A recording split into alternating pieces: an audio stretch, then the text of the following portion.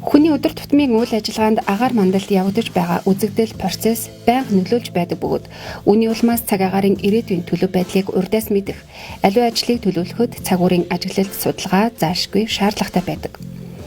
Цагуурын шинжилгээний ажилд олон төрлийн энгийн болон автомат багжийг хэрэглэдэг бөгөөд эдгээр багжуудыг хэрэглэснээр агаар мандлын төлөв байдал түүнд явагдаж байгаа үзэгдэлд дүн шинжилгээ хийх бололцоог олгодог. Цагуурын хэмжилт хийхэд ашиглагддаг багжуудыг та бүхэнд танилцуулъя.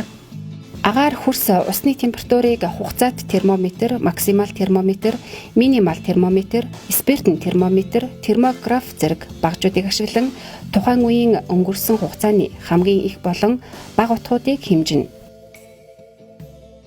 Агаарын даралтыг аягт барометр, байцаагчийн барометр, шалгалтын барометр, барограф, анароид барометрээр тухайн үеийн өнгөрсөн 3 цагийн хоорондох утгуудыг хэмжинэ.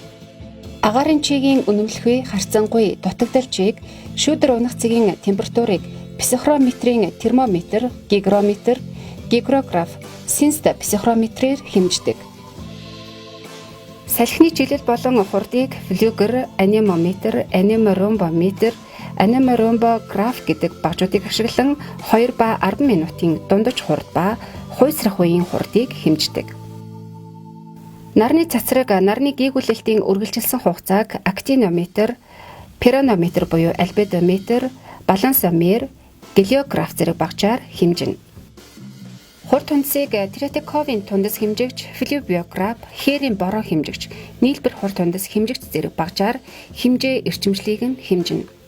Цасан бүрхүүлийг байнгын ба зөөврийн рэг, цасны жин хэмээх багжаар хэмжээ, зузаан, нягт, нөөц усыг нь хэмжинэ.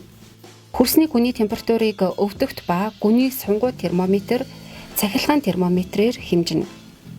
Үйлчлийг нүдэн баримжаа болон шар пилот, прожектор, радиолокатор зэрэг багж ашиглан хэмжээ, хэлбэр, үнэрийг нь хэмжинэ.